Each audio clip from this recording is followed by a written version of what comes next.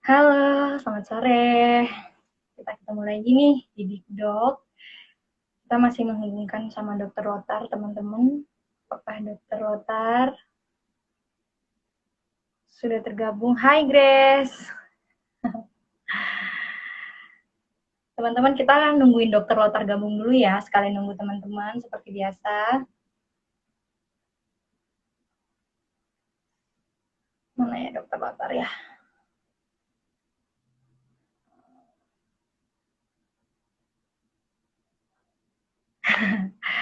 Teman-teman semua, apa kabar? Nah, ini Dokter Lotar bergabung. Kita akan nungguin Dokter Lotar dulu.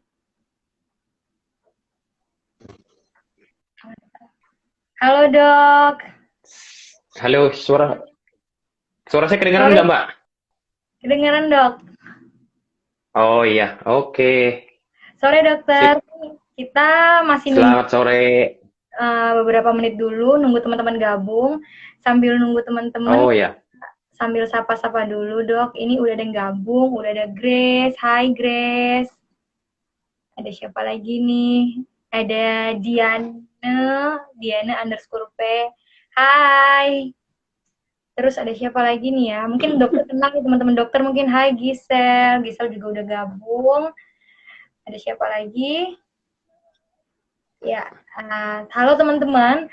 Teman-teman, sore ini kita seperti biasa, tiap hari Minggu kita akan ngobrol sama Dokter Lotar. Sambil menunggu Dokter Lotar siap, kita mau cek dulu apakah suara saya dan suara Dokter Lotar sudah cukup terdengar. Kalau Terdengar jelas. dengar ya, Dok. Hai, Feby. Iya. Ya, teman-teman semua yang mungkin belum tahu informasi kita akan ngobrolin apa hari ini kita akan ngobrolin tentang text neck syndrome. Bahasanya sih keren banget, tapi sebenarnya kayaknya aslinya kayak apa ya, Dok? Sebenarnya bahasa Indonesia itu Aslinya apa sih, kayak aslinya jadul. Aslinya jadul, tengeng. Dok? Iya, tapi kan kita kekinian ya, Dok. Jadi kita pakai bahasa Inggrisnya jadi text neck syndrome. Jadi teman-teman semua yang punya pertanyaan nanti seputar gangguan saraf atau apapun keluh kesahnya, mumpung kita ngobrol sama dokter spesialis saraf, Dokter Lotar sore ini, boleh langsung di kolom komentar. Nanti di akhir sesi kita akan jawab sama Dokter Lotar. Oke, Dokter, kita akan mulai aja. Teman-teman, selamat sore semuanya. Selamat datang di Dikdok, diskusi kara dokter. Dan sore ini kita akan ngobrol spesial dengan dokter spesialis saraf, Dokter Lotar Mateus. Selamat sore, dokter. Selamat sore, Mbak Ivo. Iya, Dokter Lotar, ini kan pertama kali nih dokter gabung di Dikdok. Nah, dokter kita mau Ya, kenalan dulu nih sama Dokter Lotar. Banyak yang penasaran pasti sama Dokter Lotar. Silakan, dokter. ngapain nih, Mbak? Ah, dokter mungkin tinggalnya di mana? Siapa tahu tinggalnya jauh kok. Kayaknya ini tinggalnya di Medan. Banyak yang bilang gitu. Nggak percaya tinggalnya di Jogja. Ini viewersnya namanya apa nih? Viewers TikTok namanya apa? Nggak ada Panggilannya. panggilannya. Ya, oke. Selamat sore buat semua yang bergabung di live Instagram TikTok ini. Perkenalkan nama saya Dr. Lotar. Nama panjangnya panjang banget ya. Panjang banget. Lothar Mattheus Manson Vanende Silalahi. Ya, itu. Dokter spesialis saraf kerjanya di Siloam sekarang prakteknya. Tinggal di Jogja, Mbak ya. Walaupun orang Batak tapi domisilinya di Jogja. Ya. Iya. Berarti dokter saat ini aktifnya di Jogja, aktifnya bekerja di Rumah Sakit Siloam Yogyakarta ya, dokter? Iya, betul. Ya, oke. Ini emang nama dokter Lotar ini panjang banget sampai saya bingung waktu buat posternya. Aduh, yang disingkat yang mana ya? Saya ingin ya udah kita singkat aja jadi MV. Nah, Dokter Lotar terima kasih ya buat kesempatannya hari ini mau menyediakan waktunya buat teman-teman juga. Jadi teman-teman bisa sharing bersama Dokter Lotar hari ini. Nah, Dok, kita langsung aja nih, Dok. Kan sebenarnya topiknya kemarin cukup bingung sih mau ngangkat topik apa teman-teman. Soal saraf itu kan sebenarnya banyak. Cuman karena mengingat sekarang kita memang lagi pandemi, kebutuhan aktivitas kita terhadap gadget itu sangat meningkat sekali. Jadi dokter Lotar juga ngusulin gimana nih kalau kita bahas kayak tentang neck syndrome. Nah, atau bahasa bahasa awamnya apa tadi dok? Tenggeng ya dok? Apa sih? Iya, ya tenggeng ya. Kalau orang Jawa ya biasanya ya. Nah, tenggeng gitu. Teman-teman, sekarang siapa sih yang nggak pegang handphone dalam sehari? Pasti semuanya pegang handphone. Nah, jadi kemarin dokter saya sempat sharing untuk kebutuhan pakai handphone atau pakai gadget dalam sehari itu 94% followers itu pollingnya adalah lebih dari 3 jam. Nah dokter, sebelum kita bahas lebih jauh lagi, dari dokter nih, karena dokter udah expert di bidang saraf, menurut dokter itu sebenarnya text neck syndrome itu apa sih dokter? Ya, Iya, text neck syndrome itu apa sih? tadi sempat terpause Mbak videonya Mbak Ivo. Oh iya, sekarang udah gabung lagi dok? Udah dengar?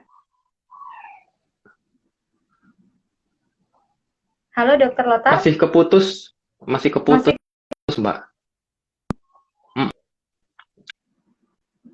Loading nih di tempat saya. gambarnya nggak kelihatan dok? Mm-mm.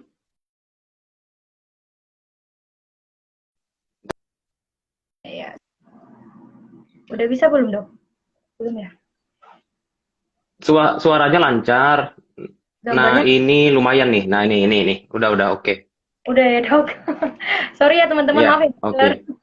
Agak terganggu dikit kayaknya jaringan. Nah dok, tadi sampai di mana ya? Oh ya, sampai di text neck syndrome. Nah langsung aja dok, text neck syndrome itu tuh sebenarnya apa sih dokter?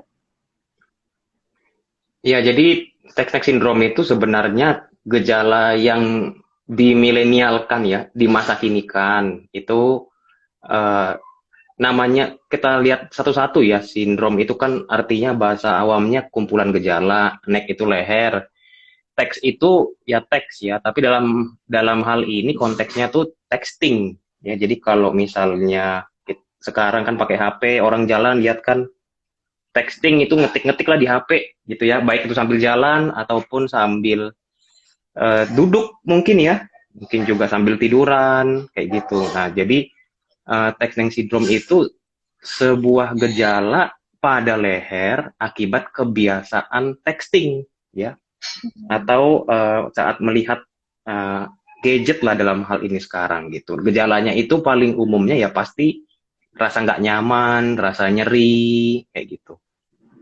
Oke, oke. Sebelum dokter jelasin gejalanya lagi lebih jauh, berarti memang text neck syndrome ini dulu tuh sebenarnya udah ada nggak sih dok sebelum kebutuhan manusia terhadap teknologi atau gadget itu ada? Kalau dokter menangani pasien-pasien, Oh, sebenarnya itu baru kali ini aja karena teknologinya udah canggih, kita semua pakai gadget, jadi ada istilah text neck syndrome kayak gini dok.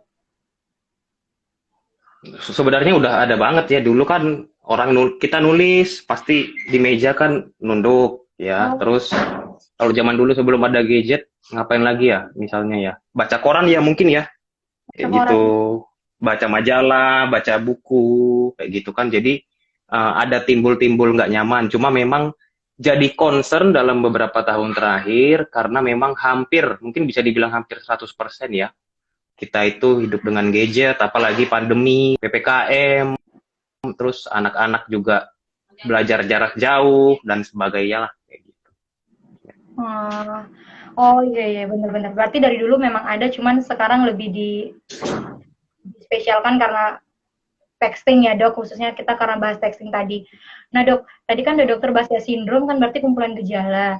Berarti kalau gitu gejalanya kira-kira apa aja nih dok? Kalau yang kayak anak-anak muda kayak saya, jangan-jangan saya udah ngalamin text neck syndrome nih dok. Biasanya gejalanya apa aja nih dokter?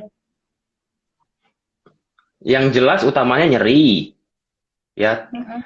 Walaupun nggak sampai nyeri ya, mungkin kita anggap orang bisa bilang nggak nyaman, terus pegel-pegel, kenceng, Hmm. kemeng, terus apalagi dominannya itu sih maksudnya ya, seperti itu. Terus kalau misalnya nanti ya kita mungkin bahas diskusi banyak ya, kalau misalnya ditahan atau tidak diperbaiki secepat mungkin, seawal mungkin ya gejalanya bisa nambah terkait ke gejala yang terkena atau gangguan di sarafnya kayak gitu. Hmm. Baik dok. Berarti tadi kan gejala awalnya dokter udah jelasin kebanyakan tuh gejala awalnya nyeri. Berarti letak nyerinya itu berarti di leher dok, pasti di leher, nggak di mana-mana gitu. Eh, Awalnya di leher, tapi nanti seiring misalnya tidak diperbaiki, bisa nyebar-nyebar tuh, bisa bahkan sampai ke kepala atau sampai bahu, gitu. Rasa nggak Oh, enaknya ya, karena dia kayak menyebar, kayak jalar, gitu. oke, oke. Sebelum kita bahas tadi, kalau misalnya kita nggak nanganin, kalau udah ada rasa nyeri itu atau gejalanya, penyebabnya dokter apa ya dok? Maksudnya kalau main handphone atau main gadget, kalau kan ada nih yang main gadgetnya cuma 1 jam gitu. Apakah pengaruh durasi atau kena teks apa sih dok?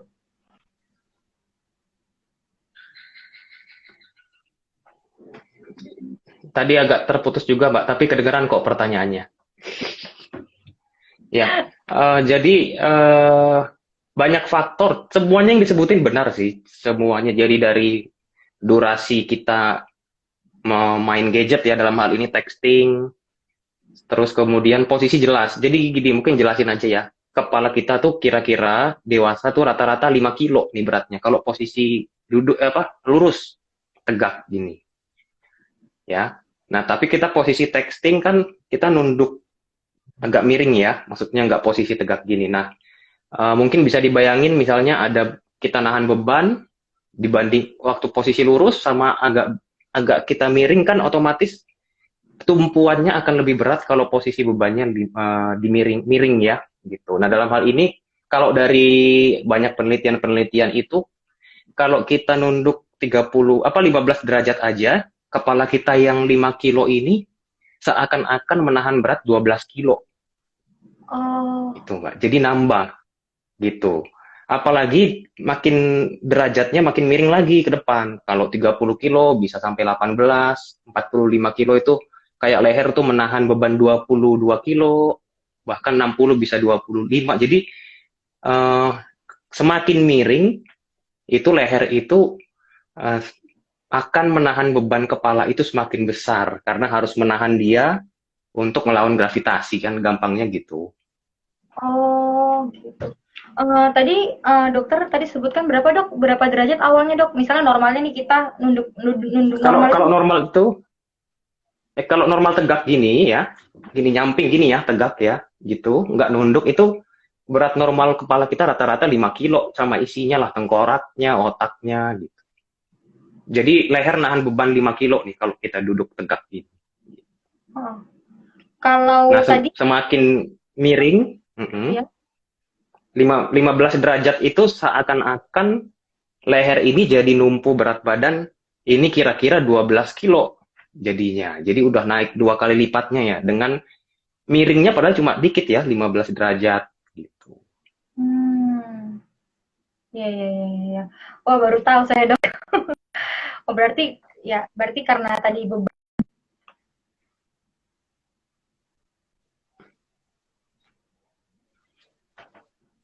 berarti karena tadi leher itu yang menahan beban kepala tadi semakin berat, semakin kita nunduknya semakin Ya, nunduk, semakin besar derajatnya itu semakin berisiko ya dokter.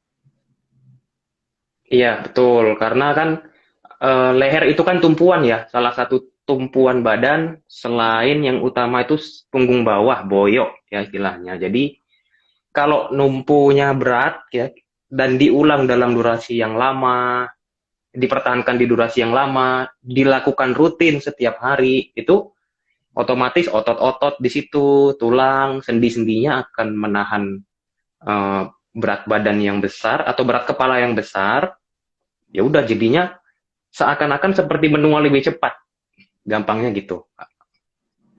Oh, aduh serem juga. Berarti dok, kita kan nggak bisa nih dok, maksudnya mau nggak mau kan sekarang kerja aja daring, maksudnya kita pasti pakai Ya, komputer, pakai handphone, pakai gadget, jadi kan kita nggak mungkin bisa mencegah, maksudnya pakai handphone juga pasti nunduk ya dok, nggak pernah kayaknya orang pakai handphone kayak gini kecuali dia lagi ya, selfie ya. Nah, jadi kan mau nggak mau ya, snack syndrome itu kan beresiko ke siapa aja gitu dok. Nah, berarti ya, betul. dong dok, ketika apalagi kebutuhan itu sekarang makin meningkat di era sekarang itu? Gimana dok? Jadi kita bisa minimalisir lah ya. Maksudnya mungkin kebutuhan sama gadget tinggi ya gitu, tapi kita bisa minimalisir. Yang pertama, ya kita kalau pakai gadget, kalau bisa sejajar sama kepala ya, gitu. Ya, Hmm, kayak misalnya pakai laptop gitu sejajar sehingga mata itu bisa sama screen itu bisa sejajar.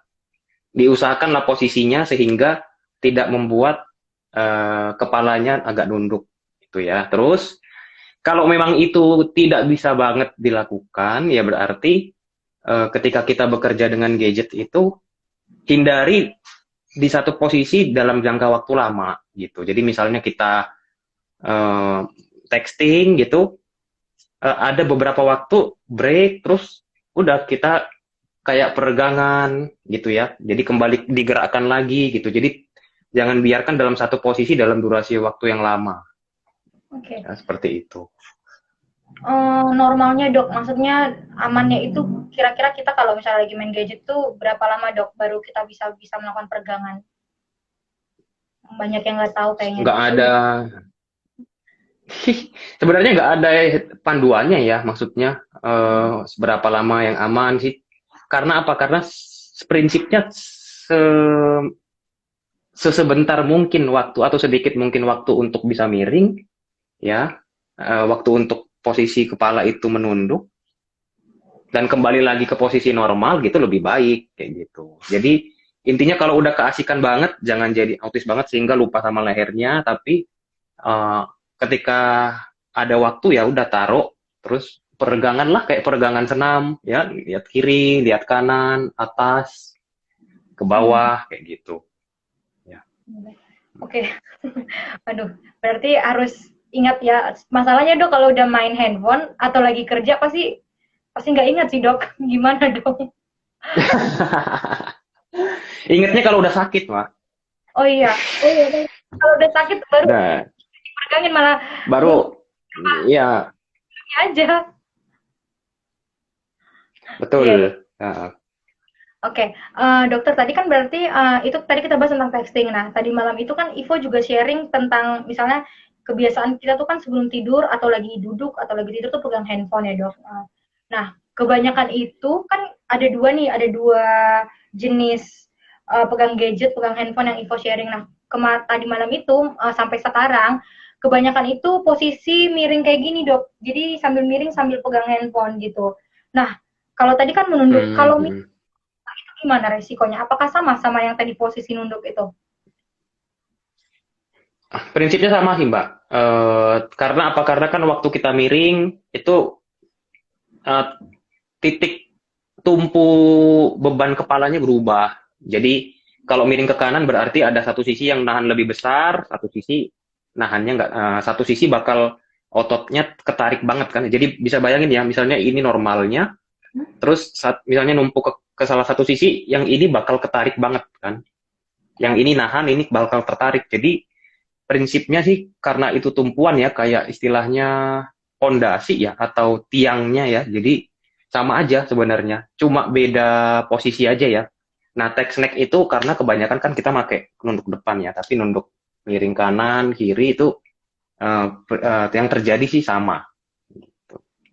Iya, iya sih. Oh iya, benar juga logikanya kata dokter. Karena leher ini sebagai tumpuan tadi, jadi mau kemanapun miringnya, resikonya juga sama kayak texting juga ya dok ya. Resikonya, Iya, iya, ya iya. betul. Kalau dok, misalnya dok, ini teman-teman udah ngalamin tuh, udah, oh kayaknya gejalanya saya alami deh dokter, misalnya kayak udah mulai nyeri.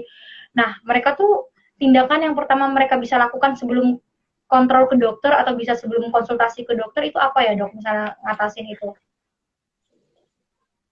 Yang paling sederhana di habit-habit untuk texting atau habit menggunakan gadgetnya pas diubah kan gitu tadi kan. Pokoknya tadi usahakan bisa. Jadi mungkin pakai ini ya holder ya kayaknya. Jadi Oh, buat misalnya lagi main HP gitu kan, sebisa mungkin kalau bisa ya pakai holder kayak gitu kan. Jadi bisa diatur nih lehernya dalam posisi enak, terus relax kayak gitu. Kalau misalnya pakai laptop ya dipilih, disusun mejanya sehingga bisa kita ke screen-nya juga bagus. Itu jadi dasarnya yang pertama tuh habitnya harus diubah karena ketika yang dasarnya ini nggak diperbaiki sama aja nanti penanganan berikutnya bisa dibilang percuma lah atau nanti nggak efektif. Nah kemudian yang kedua kalau sudah mulai nyeri-nyeri ya udah mulai nggak enak stretching ya peregangan. Nah, peregangannya itu di seluruh rentang gerak leher ya. Rentang gerak leher kan bisa ke depan, ke atas, terus ke samping kanan, kiri, terus miring, kiri kanan, kayak gitu. Jadi kayak yang saya bilang tadi, kayak senam, kayak gitu. Itu bantu banget itu sebelum nanti kalau bisa malah nggak usah sampai ke dokter. Kalau ke dokter kan berarti udah sakit banget, ya gitu. Itu bisa dilakukan mandiri, lebih mudah, praktis di rumah, kayak gitu. Ya, kalau memang masih nggak enak lagi, ya bisa dikompres atau dikasih hangat-hangat di daerah yang nggak enak di lehernya gitu, supaya ototnya rileks. Karena kan kalau di text neck itu dia karena ada yang ketarik banget atau tumpuan ototnya bekerja keras ya karena menempuh perubahan berat tumpuan itu, ototnya kaku, tegang. Jadi ibaratnya kayak ya kesleo tapi di leher lah ya gitu. Cuma kesleonya tiap hari, Mbak. Iya. Gitu. Jadinya eh, nggak nyaman lah pasti ototnya nggak kuat lah ada satu waktu nanti tanda kutip capek ya ototnya sehingga menimbulkan sakit gitu. Hmm, oke dok. Dok, kalau ini pertanyaan dari saya sih dok. Eh, kalau faktor usia itu mempengaruhi nggak dok? Cepat atau lambatnya seseorang itu kena text neck syndrome? Misalnya apakah faktor semakin kita tua semakin lebih cepat atau semakin muda tuh resikonya lebih ringan gitu, nyerinya gitu dok? Itu ada nggak sih mempengaruhi dok kalau usia gitu dok?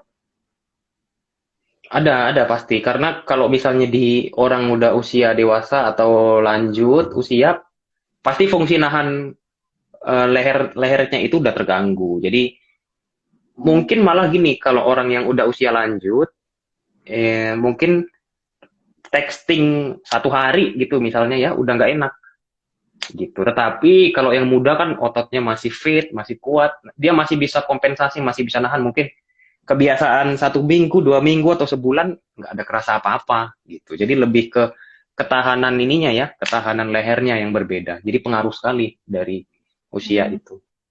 berarti mempengaruhi. Nah, ini buat mama-mama yang anaknya sekarang lagi sekolah online tuh, adik-adiknya, anak-anaknya bisa diedukasi. Jangan sampai anak-anak banyak yang kena text neck syndrome kan kasihan masih kecil.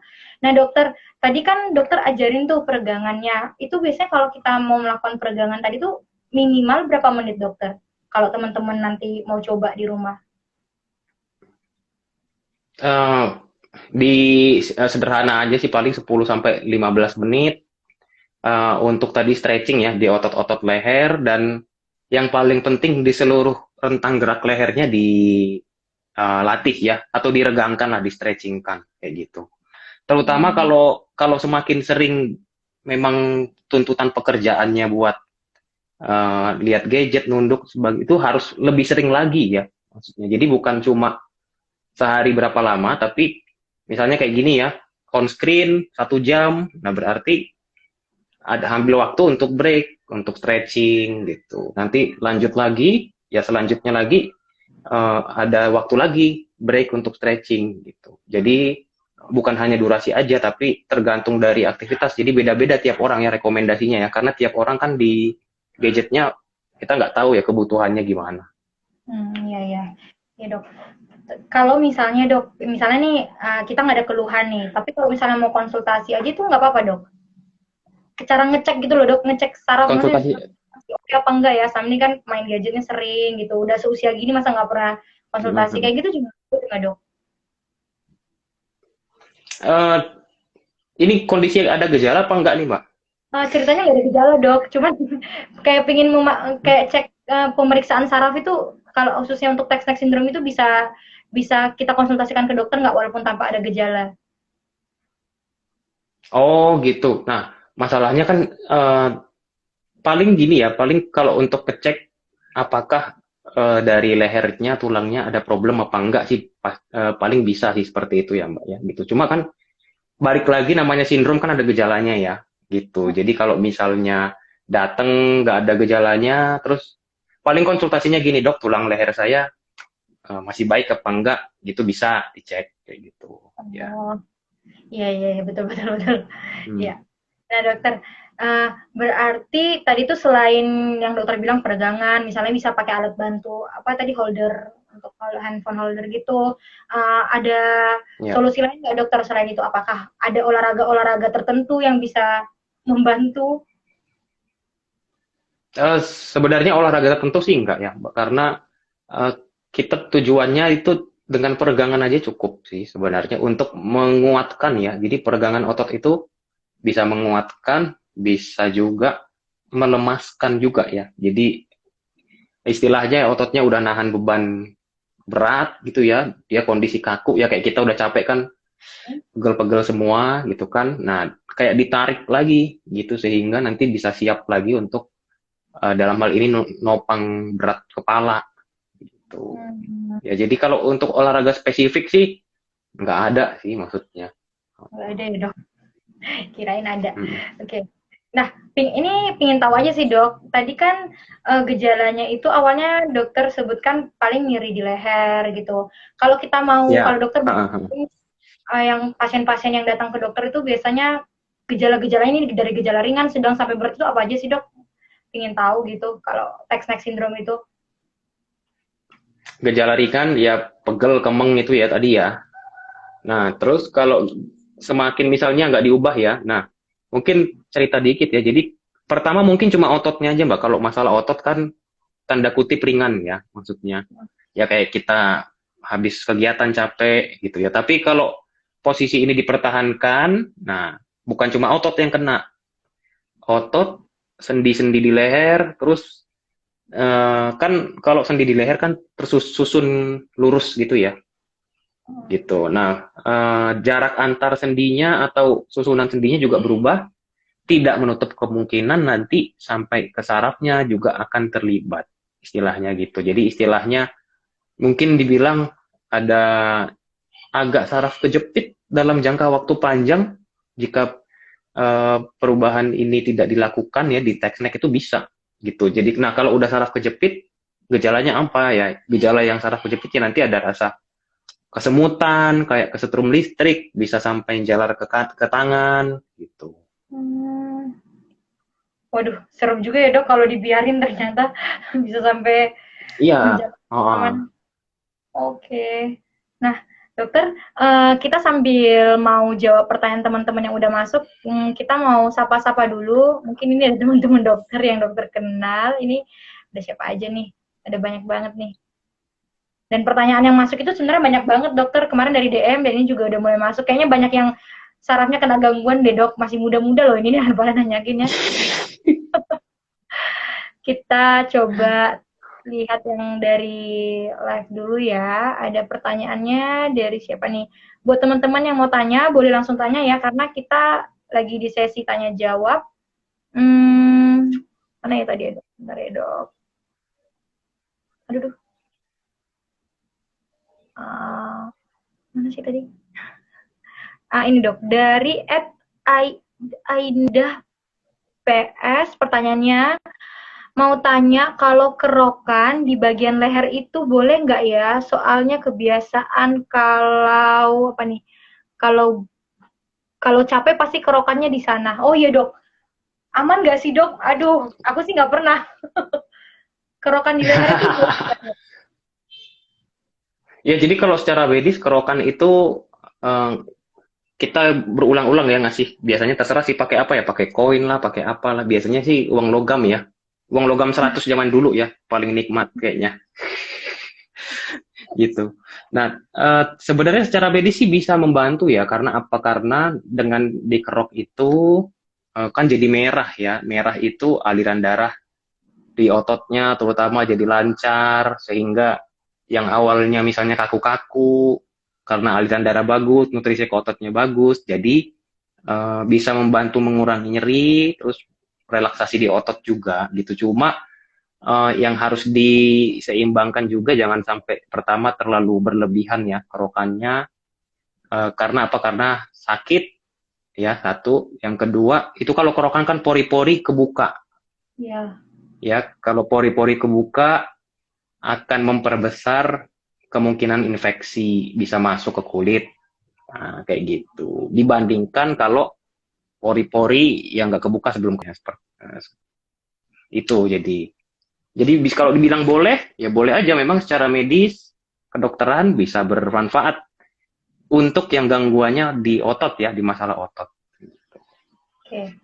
Wah, aku baru tahu ternyata boleh ya.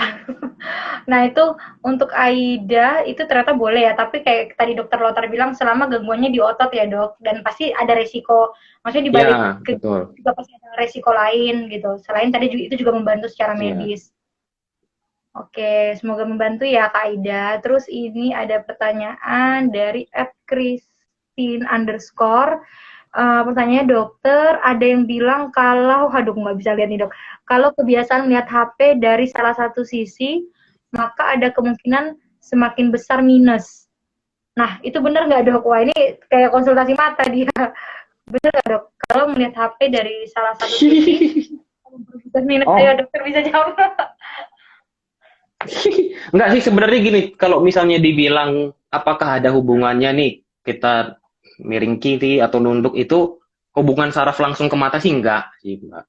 Jadi hubungan langsungnya enggak gitu. Cuma hubungan tidak langsungnya ya bisa aja gini ya, kita nunduk kemudian jarak texting atau jarak gadgetnya dekat, otomatis kan mata itu kerjanya keras ya tanda kutip ya, kan karena deket, kalau lihat deket lama-lama kan kita semua orang normal aja bisa pusing kan, entah itu baca lah atau lihat kan. Nah itu kalau kalau dalam jangka waktu yang lama ya jadi seakan-akan matanya jadi kemeng atau matanya nggak enak, matanya berat seperti itu gitu. Karena apa, terlalu lama mata itu digunakan untuk melihat atau bekerja di melihat objek yang dekat gitu. Tapi kalau kalau minus, apakah minus hubungan langsungnya dari teknik ini ke mata sih nggak ada gitu. Itu ya, nggak ada ya berarti hubungannya dok. Tapi kalau Ya, mempengaruhi muka ya pasti ada ya dok, namanya. ya pasti ada. Ya, betul betul betul. Betul. Itu ya, Christine, semoga membantu. Lalu ada lagi pertanyaan ini dari, aduh mana nih? Dari siapa sih ini? Dari hmm,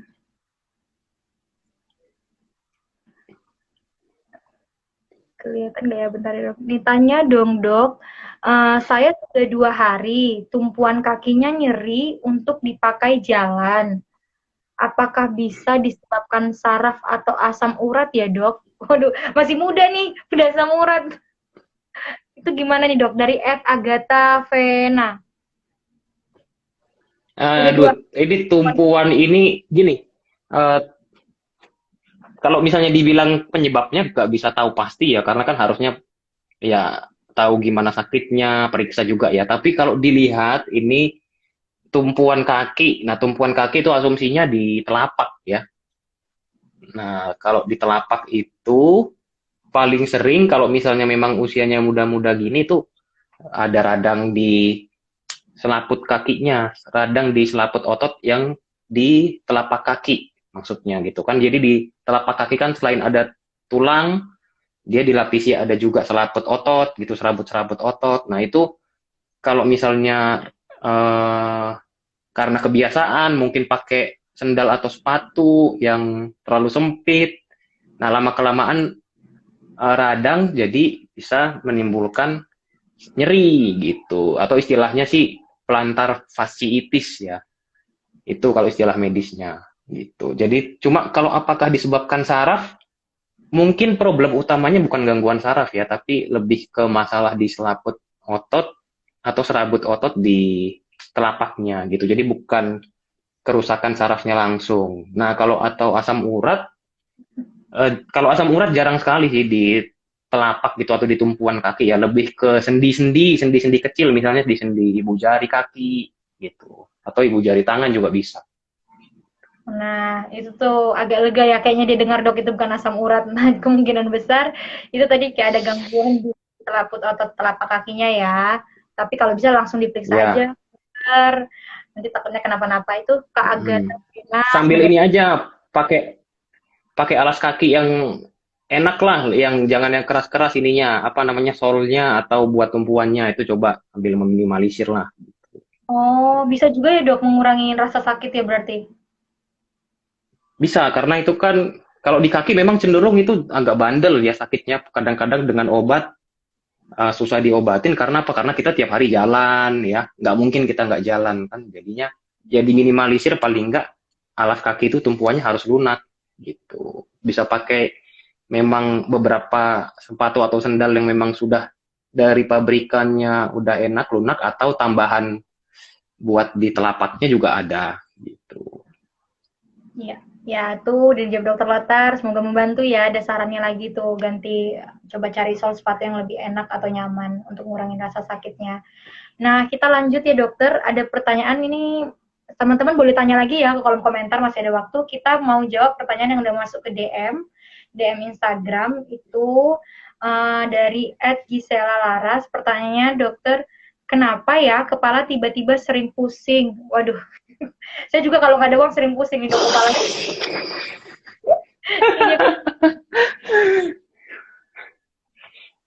Aduh, ini pertanyaannya banyak, pertanyaannya, jawabannya banyak nih. Ada masalah juga Tapi saya. gini, tapi gini kebanyakan ya hampir kebanyakan 80 bisa dibilang lebih nyari kepala itu apalagi usianya muda itu sebenarnya penyebab spesifiknya itu nggak ada, Mbak. Penyebab spesifik nggak ada tuh misalnya gini, nggak berhubungan dengan tumor, nggak berhubungan dengan stroke dan sebagainya gitu. Tapi paling sering sama kayak Tex-Neck tadi ya. Jadi otot-otot di sekitar kepalanya kaku, tegang gitu. Atau juga paling sering kalau perempuan migrain gitu itu juga bisa. Jadi buat Mbak Gisel uh, kemungkinan besar ya itu kayak gitu. Apalagi kalau sering-sering kambuh, terus dilihat diperhatikan pencetusnya apa atau pada waktu keadaan apa munculnya. Ya gitu, mungkin dekat-dekat mau menstruasi atau saat menstruasi atau saat kelaparan gitu. Atau saat kesepian mungkin. Nah, itu dia dok. Ini Gisel mungkin malu gejalanya dok. Jadi kepalanya juga gitu. Ya tapi kalau tadi dari apa tadi kata dari sisi saraf mungkin ada gangguan sedikit ya dok. Apa tuh tadi dok? Oh, ini apa kemungkinan besar kalau sakit kepala itu 80% itu sebenarnya nggak ada gangguan yang spesifik penyebab khusus lah gitu. Tinggal dicari pencetusnya. Nah, jadi dia saat kondisi apa tuh. Nah, itu tiap orang beda-beda harus diperhatikan sendiri-sendiri. Nah, itu ya Gisel, semoga nanti kalau udah tahu penyetusnya kapan baru konsultasi ke dokter Lotar ya. Lanjut dokter dari @erni_smj.16. Aduh, pertanyaan ini masih muda-muda semua loh. Saraf kejepit biasanya pulihnya berapa lama ya? Aduh dok, ini tergantung niat dia mau sembuh juga ya. Gimana nih dok? Saraf kejepit berapa lama? Eh, itu nggak tiap orang beda-beda, nggak ada bisa dipatok 1 bulan 2 bulan. Pertama karena apa? Pertama usia orang beda, saraf Ya. kejepitnya itu sudah separah apa, terus sekarang kondisinya gimana? Karena ada saraf kejepit tuh bikin otot-otot jadi kecil, ya, jadi kekuatan misalnya tangan itu saraf kejepit leher, tangannya menggenggam sulit atau lemah. Kalau yang diboyok kakinya berjalan jadi lemah gitu. Jadi kalau dibilang berapa lama, seminggu juga bisa, yang berbulan-bulan juga ada gitu. Jadi tergantung dia tipenya yang mana sama profil tiap orangnya ya, kayak gitu. Iya. Ya. Ya, ini juga masih kurang lengkap pertanyaannya, Dok. Ya, mungkin nanti bisa langsung DM dokter Lotar ya kalau udah tahu gejalanya apa. Nanti ini kita lanjut lagi dari @natalie_shalomita. Dokter, aku lagi SMA nih, Dok. Lalu kan harus lihat layar HP atau laptop terus sampai siang. Nah, itu ngaruh nggak ya, Dok, ke saraf? Nah, ini anak SMA nih, Dok. Ke saraf mana nih ngaruhnya? Ya, kita aku juga nggak tahu, Dok.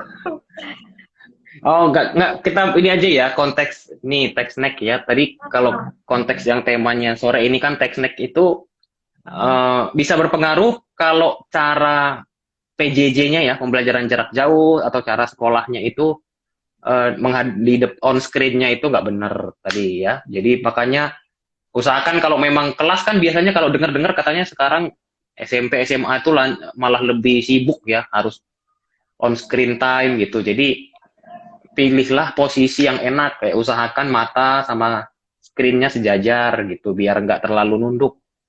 Ya, dan kalau memang ada waktu dikit ya antar pelajaran, ya nggak tahu ya, mungkin ada waktu istirahat, diregangkan tadi ya, di stretching untuk lehernya kayak gitu, otot-otot lehernya. Ya.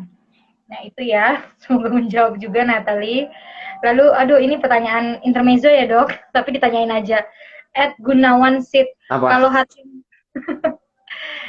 Gunawan Sid. Pertanyaannya, kalau hati yang sering pegel karena kelamaan nggak diisi gimana, Dok? Ya ampun.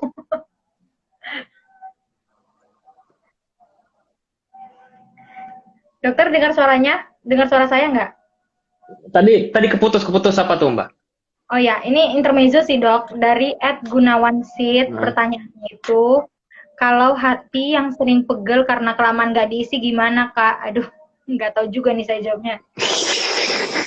itu ini hati-hati segera diisi karena nanti hatinya mengecil nggak bisa diisi apa-apa nanti. Nah, itu didengar ya, Dok. Nih, lanjut dokter dari @lastri_afrina. Pertanyaannya, kenapa kok bisa ya, Dok, kalau kelamaan duduk tulang ekor tuh terasa sakit, kalau ditekan sakitnya kayak pedih gitu.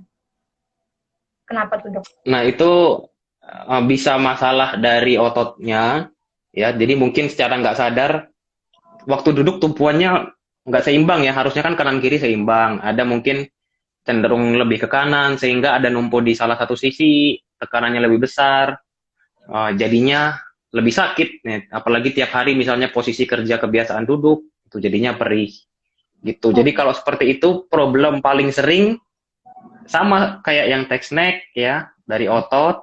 Nah, problem kemungkinan kedua dari ya masalah sendi atau tulang duduknya, tulang ekornya gitu. Ya. kemungkinan besar ya, Dok, masalahnya. Itu ya, Kak Lastri Hmm. Afrina. Lalu ini lanjut ya, dokter. Ini dari ada @irmanda Yosefin. Pertanyaannya, aku tuh kayak sering rasa kesemutan, tapi di kepala kalau habis rebahan. Itu kenapa ya? Kenapa ya, Dok? Kayak vertigo gitu kali ya, Dok, mungkin ya. Kayak habis rebahan tiba-tiba Kes, kesemutan ding, Dok.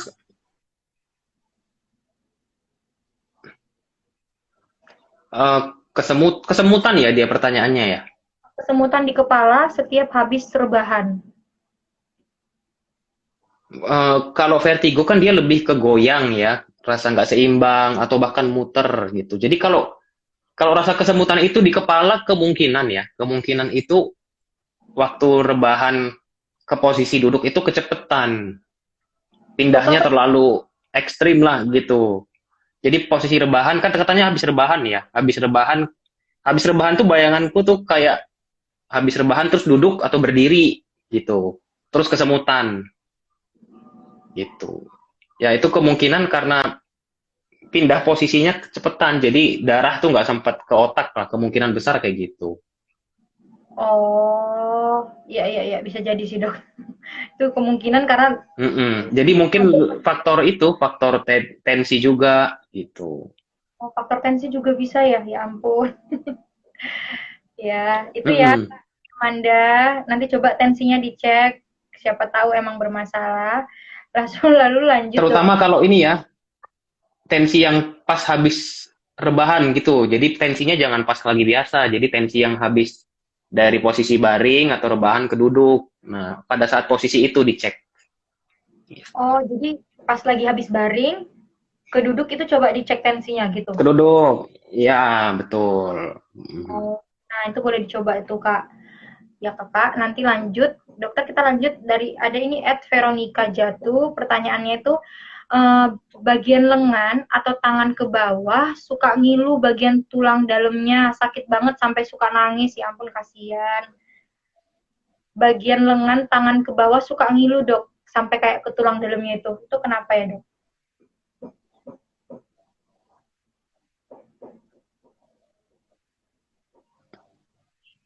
Halo, dokter. Tadi keputus Mbak pertanyaannya. Loading Dari tadi. dari jatuh, dokter mau tanya, bagian lengan atau tangan ke bawah suka ngilu, bagian tulang dalamnya sakit banget sampai suka nangis. Waduh, kasihan banget. Ini gimana nih dok? Hmm, Kenapa tuh biasanya dok? kalau kalau dia bilang ngilu dan lokasinya jelas, itu hampir sama ya pada umumnya. Jadi memang rasa-rasa nyeri itu sebenarnya kebanyakan tuh otot dan tulang sih, Mbak, ya yang saya temuin kalau praktek ya. Jadi kalau memang sampai nangis, sampai sakit banget berarti ya itu ya. Coba dan kalau udah hampir tiap hari serangannya, saran saya cek. Terus paling nggak minimal cek tulangnya. Jadi di ronsen ada problem nggak di bagian lengan di bagian dalam itu yang sakit. Kalau tulangnya bagus, ya berarti confirm dia dari muscle problem atau masalah otot kayak gitu. Oh, waduh berarti ini harus cepet-cepet periksa ke dokter ya dok? Maksudnya ya cari langsung cari Iya, apa penanganan kalau udah sampai sakit kayak gini dan udah jelas rasa sakitnya di mana. iya, iya, betul. Lanjut dokter, ini ada pertanyaan, ini gimana penyebab saraf terjepit itu biasanya apa ya dan cara mencegahnya gimana ya? Ini masih muda juga yang nanya dari Iren MST. Kenapa tuh dok? Saraf Kenapa terjepit. Mbak Penyebab saraf pertanyaannya? Ah, penyebab saraf kejepit itu biasanya apa dok? oh iya, kalau penyebabnya yang pertama pernah jatuh, ya tapi bukan asal semua jatuh ya, jatuh terutama di area saraf punggung ya dalam hal ini ya. Kalau di punggung bawah berarti jatuh terduduk, kalau di leher ya jatuh di leher. Terus yang kedua kebiasaan angkat-angkat beban yang nggak pas lah posisinya gitu. Jadi misalnya kalau misalnya yang di leher berarti ya angkat buat yang lumpuh di leher ya gitu. Atau sering angkat-angkat barang. Gitu. Terus yang ketiga faktor usia ya gitu. Jadi memang seiring dengan usia yang bertambah sama kayak tadi yang di leher, jadi kemampuan buat sarafnya itu nahan beban itu berkurang. Akhirnya sarafnya yang terkena gitu. Dan terakhir Gitu ya. kebiasaan-kebiasaan yang nggak baik ya, walaupun misalnya nggak angkat-angkat berat gitu, Hmm. sama kayak tadi tech snack ini, jadi sering condong, sering nunduk, nah itu bisa dalam jangka waktu yang lama bisa jadi ada gejala saraf kejepit juga. Oh, waduh, seru juga. Itu ya Kak Iren, semoga menjawab. Lalu dokter ada pertanyaan terakhir. Pertanyaannya dok dari Kirana Cinta. Pertanyaannya, eh, kepala aku suka sakit banget, kayak pusing, tapi kayak diteken di bagian samping kepala. Itu biasanya karena apa ya? Samping kepala. Kepalanya sering sakit terus kayak keteken di samping kepalanya dok. Kalau ke saraf itu biasanya karena apa ya dok? Kalau ini asumsi pemeriksaannya normal ya, Nah, orangnya maksudnya normal lah, maksudnya secara fisik gitu, nggak ada gangguan sarafnya gitu. Nah kalau nyeri kepala kayak gitu, di satu sisi rasanya sakit, sakitnya kayaknya sakit banget, apa sedang lah gitu lah ya, bukan yang sakit biasa, ya kemungkinan dia tadi itu ke aren itu sih Mbak Ivot. Nah tinggal kalau misalnya dia migrain, sama kayak tadi pertanyaan Mbak Gisel, ada pencetus-pencetusnya gitu, tinggal dicari. Seringnya tadi apa namanya, kurang tidur, terlalu lapar, ada beberapa makanan juga yang menyebabkan itu ya. Misalnya ada beberapa orang tuh sensitif sama micin, ya penyedap rasa jadi sakit kepala bisa. Kemudian eh, terlalu panas ya, kena panas terik kayak gitu bisa menyebabkan memicu, bukan menyebabkan ya, memicu munculnya sakit kepala yang model-model seperti migrain itu. hmm, iya ya. Waduh, itu ya Kak Kirana. Dicoba lagi cari tahu biasanya pemicunya apa. Tapi itu udah lumayan membantu sih karena dia udah tahu gejalanya kayak rasa menekan di kepala ya dok. Iya. Oke. Mm-mm. Ini ada pertanyaan terakhir dok dari Instagram dari aduh mana tadi nih? Ada dua lagi deh dok. Mana ya tadi? Aduh, yang lagi. At, dari apa nih? Falah KHO, pertanyaan dok, bagaimana gejala tumor hipofisis? Bagaimana cara tesnya ya dok? Bagaimana cara tes untuk mengetahui tumor hipofisis dok? Itu dok, pertanyaannya dok. Oh iya. Jadi kalau tumor hipofisis ya moga-moga tahu ya, intinya sih tumor otak ya, itu dia bagian dari tumor di dalam kepala ya, di bagian otak. Nah, gejala paling sering itu matanya, pandangannya itu kayak nggak, kalau kita kan lihat pandangan tuh luas gini ya, gitu. Ini kayak jadi sempit gitu ya. Jadi kayak sisi luar itu jadi nggak kelihatan lah. Jadi cuma lurus saja. Mungkin yang kanan kirinya nggak kelihatan gitu. Itu paling sering. Nah, kemudian ada juga beberapa memang kehilangan penglihatannya lah. Intinya jadi kayak orang minus kayak gitu bisa. Itu paling sering kalau di tumor hipofisis. Nah, cara tesnya kalau memang tidak ada bergejala, ya kita pastikan dengan foto di hipofisisnya gitu. Nah, paling bagus sih untuk deteksi sampai sekarang sih lewat MRI kepala gitu. Kalau memang belum ada gejalanya ya. Nanti dilihat di area hipofisis itu masih normal ukurannya apa ada perubahan kayak gitu.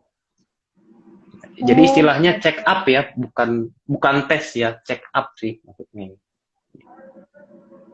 Berarti ada pemeriksaannya ya dokter ya untuk kalau kita mau mengetahui kita ada tumor hipofisisnya atau enggak. Iya, betul. Itu ya dari apa tadi? @failahko. Semoga membantu, semoga nggak apa-apa ya. Lalu tadi ada pertanyaan dari mana ya? Bentar ya dok, mana ya? Ini dari @gofir_md.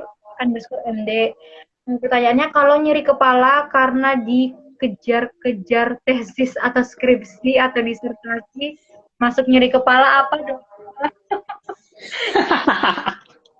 Aduh, ini tuh dokter Gofir dosenku mbak, ini iseng ini. Ya dokter mungkin jawabannya apa, sehat-sehat ya dok, gitu kali dok jawabannya. Iya, itu nggak masuk nyeri itu normal itu mbak. Malah kalau nggak pusing lagi disertasi atau tesis agak curiga ya dok, kok bisa nggak pusing lagi disertasi. Iya. Oke dokter, udah lumayan banyak banget hari ini yang gabung. Pertanyaannya kayaknya udah nggak ada lagi nih. Kalau dari live, dari Instagram juga udah. Ini ada, kita mau sapa-sapa aja kali ya. Ini ada yang sapa dokter nih. Dari mana nih? Aduh, kelihatan nih dok. Dari banyak banget nih dokter, teman-teman dokter nih kayak nih. Dari Alfi Rizky YM. Ada dari Iya nih temen nih. Itu kayak ada ngajak nonton, ngajak gabung. Ya ada siapa lagi nih? Ada dari Kak siapa nih? Aduh. Dari Kak Edi, Tuhan berkati juga. Waduh banyak banget teman-teman yang gabung, terima kasih. Karena kita tadi nggak sempat nyapa satu-satu, screen-nya udah hilang. Jadi buat teman-teman, pertanyaannya udah selesai ya. Kita udah jawab semuanya, dokter. Dari Instagram udah dijawab, dari live-nya juga udah dijawab. Nah, kalau Ivo mau minta nih saran dokter. Tadi kan kita emang hari ini bahasnya tentang Tex-Mex syndrome. Kalau dari dokter, apa sih masukan dari dokter untuk kita nih, apalagi anak muda yang mau nggak mau pasti pakai gadget setiap hari. Nah, kita tuh harus ngapain dok? Gitu, saran dari dokter untuk mengurangi gejala Tex-Mex syndrome tadi. Ya, jadi gadget bisa dibilang sekarang hampir jadi kebutuhan primer ya, apalagi pandemi gini. Ya, jadi kalau pesan saya sih terkait tema apa dikdok ya, apa namanya tadi, Mbak? Dikdok. Iya, dikdok. Terkait tema dikdok ini kan text-neck. Nah, jadi kalau misalnya jangan sampai nanti gadget atau kebutuhan yang jadi kebutuhan kita ini malah tanda kutip memberikan gak nyaman buat badan kita. Nah, jadi jangan sampai terlalu tanda kutip autis banget ya. Mungkin bukan autis ya istilahnya ya. Jangan sampai terlalu terpaku banget di gadgetnya. Ambillah waktu ya buat jaga biar lehernya tetap sehat Kemudian kalaupun memang uh, butuh banget atau tidak bisa lepas, maka carilah posisi yang wena, posisi wena gitu. Posisi enaknya itu ya leher lurus gini ya gitu, terus badannya rileks kayak gitu. Ya, pantesan dokter selalu kayak gini ya. Kalau saya oh selalu tegap, oh ternyata emang harus kayak gitu ya. Kirain lagi tegang banget, oh ternyata itu malah posisi normal dan posisi bagusnya dok. Iya, iya, iya. Nah, Dokter Lotan makasih banyak ya buat hari ini. Dokter udah banyak banget tadi sharing tentang text-neck syndrome dan juga banyak ilmu-ilmu baru. Tadi pertanyaannya sebenarnya banyak di luar text-neck syndrome kayaknya. Mayoritas Ya, karakter dan curhat-curhatan para netizen. Jadi buat teman semua yang di luar sana yang mungkin banyak keluhan seputar saraf, mungkin kalau mau konsultasi ke dokter, bisanya teman-teman menghubungi dokter itu atau konsultasi kemana aja dok? Kalau untuk mau konsultasi ke dokter langsung.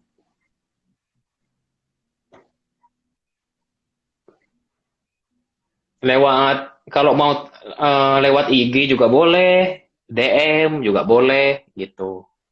Mau WA juga boleh, langsung ketemu juga boleh, telekonsul juga boleh. Gitu. Bebas. Oke, kalau mau ketemu tadi teman-teman bisa langsung ketemu dokter di Rumah Sakit Siloam Yogyakarta atau kalau mau DM juga boleh katanya tuh, boleh nanti dijawab pertanyaan-pertanyaannya. Tapi jangan curhat ya. Dan teman-teman, dokter, terima kasih banyak untuk hari ini. Dokter, semoga nanti lain waktu kita bisa ketemu lagi. Buat teman-teman semua tadi yang belum gabung, bisa langsung tanya-tanya ke dokter Lotar, bisa DM, atau nanti bisa tulis di kolom komentar di IG Live-nya. Dokter, terima kasih banyak ya untuk hari ini. Semoga Ya, nanti terima kasih banyak semuanya. ketemu lagi dengan topik yang berbeda. Selamat sore semuanya, sehat-sehat. Sehat-sehat ya, Ya, dokter. selamat sore. Sehat-sehat, makin sehat juga ya, Mbak ya. Ya. Kita Terima kasih, dok.